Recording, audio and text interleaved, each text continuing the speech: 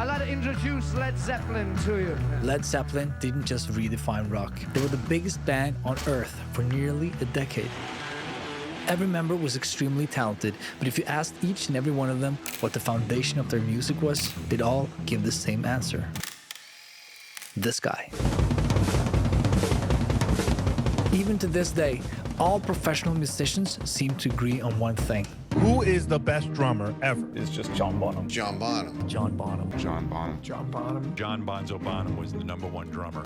But what did John Bonham actually do to earn that level of respect? I've spent weeks analyzing isolated drum tracks, rare interviews, and shaky concert footage. I even called up my friend and music expert, Eric Alper. He is the N in rock and roll. And I think I've cracked it. You see, there's a 3-part formula that explains not just how John Bonham became an absolute legend, but also why he changed music forever. And at the end, I'll share a John Bonham-inspired bonus tip that will make you better at whatever you do, even if it has nothing to do with drumming. Let me tell you a story. Ladies and gentlemen, I'm sitting beside a guy who is possibly the best rock and roll drummer on earth. Would you agree with that? Yeah, not really. In order to become a true drumming legend, you of course have to be an amazing drummer. And Bonzo was one of the most skilled drummers of his time. This was the first time the world got a taste of Led Zeppelin, the opening track of their debut album. Just within 30 seconds of the song, Bonham's insane drum work came into action. It was clear that this guy had something special.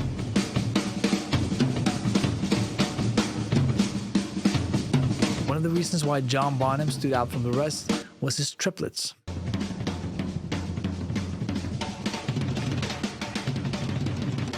A triplet is a grouping of 3 notes fit into the space where you normally play 1 or 2.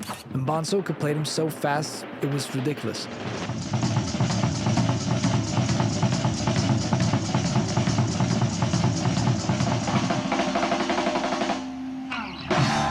Not only was he rhythmic, but he was just a powerhouse behind Led Zeppelin. His drum fills were so melodic, like Phil Collins or Keith Moon, where you can actually hum along to they were like musical notes. Bonzo also played on huge Ludwig kits, which gave him the massive sound that he's known for. And his drumsticks were so big they were nicknamed trees, making every hit count and explode through the mix. And he played with his wrists. It's not all this forearm smashing, but he could also do an accent on the bass drum and you'd feel it, you know, more or less in your gut.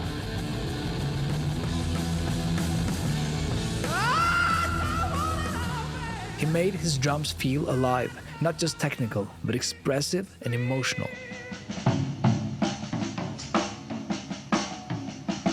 But simply being a skilled drum master isn't going to make you a legendary one. There are 2 more ingredients in our recipe that we have to add. You know, the old thing about being able to whistle a tune, I don't think I could hum any of your stuff.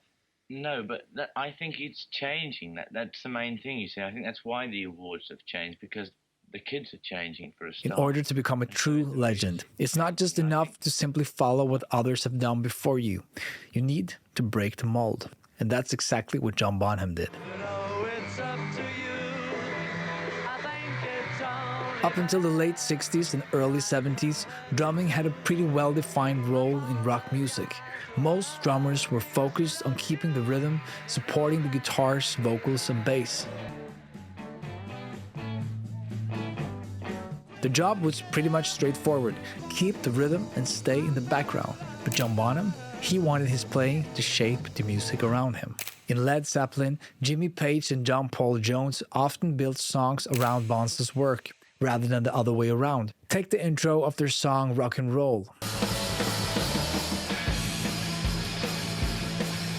While most other drummers before him had stuck mostly to traditional rock beats, Bonham mixed rock with jazz, blues, and even funk, taking different styles and making them work together effortlessly.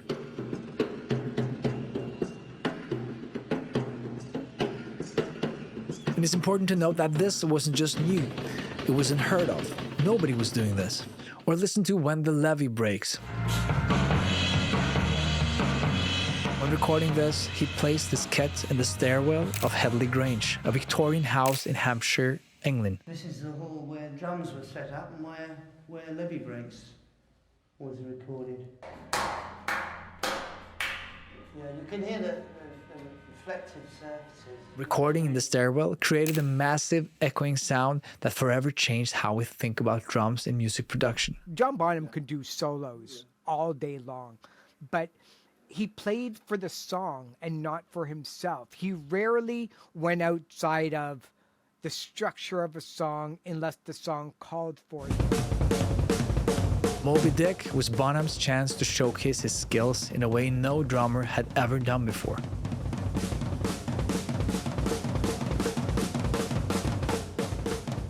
It's considered to be the greatest drum solo ever, and it would usually take him around 20 minutes to play it during live shows. But of course, in order to become the greatest drummer the world has ever seen, you can't do it alone. Good evening. It really was the biggest crowd ever assembled in the entire history of the world. With over 55,000 sellout tickets sold here in Tampa to see Led Zeppelin in Tampa Stadium tonight. And John Bonham is the drummer. To become a truly legendary drummer, you need to be lucky enough to find a talented group of people you can play with. But how do one simply find a legendary band? So before Led Zeppelin, lead singer Robert Plant formed a band called the Band of Joy and chose Bonham as his drummer. They didn't release an album, but their chemistry foreshadowed something much bigger. We wanted to mix the blues with psychedelia. We wanted to be a part of that huge movement. Then in 1968, when Jimmy Page was forming a new band, he recruited Plant. He was doing some wonderful improvised vocals and I thought they were marvelous. Before he went any further, I said, wait a minute. There is no drummer on the planet to compare with John Bonham. In the beginning, the group would write and jam together, and everyone contributed ideas in these sessions. They dared to experiment and freestyle. They were innovators, blending psychedelic blues, jazz, and hard rock, creating a sound that was entirely unique to them. Because Led Zeppelin's music is so rooted in African and American blues, it's so simple, structured on paper. It's verse, chorus, wild guitar solo that was invented when they were on acid, verse, chorus. It is what you do in between there, but you can't lose sight of the song. And that's exactly what Led Zeppelin did. It was a turning point in rock history. Led Zeppelin's music paved the way for all heavy rock and metal to come after, including bands like Black Sabbath, Metallica, and Guns N' Roses. But it wasn't just about the innovative sound and amazing songs. You see, Led Zeppelin wasn't just a studio band. They were just as impactful as a live band. Their high-energy performances were on another level. Tracks like Dazed and Confused would stretch on for more than 30 minutes, and Bonham was the one carrying these performances. His drumming wasn't just a background instrument, it was the engine behind their live sound, pushing the band into places they had never explored in the studio.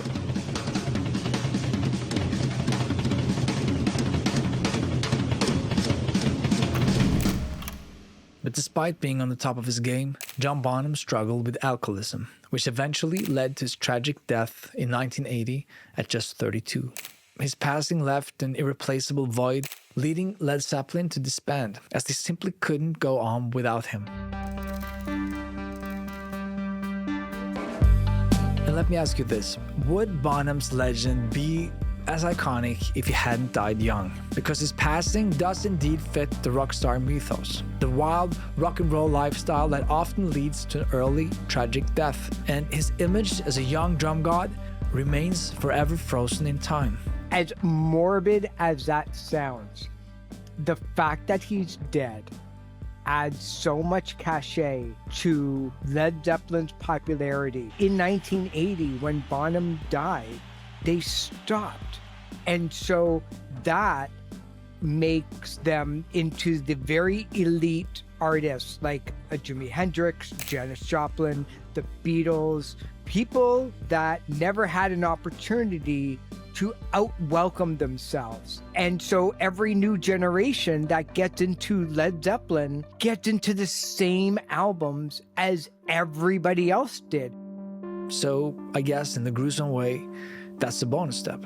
Suffer a tragic rock and roll death at a young age.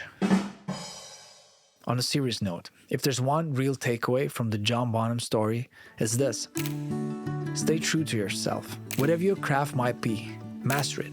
Create authentically and show up with passion and energy. And always, always be willing to experiment.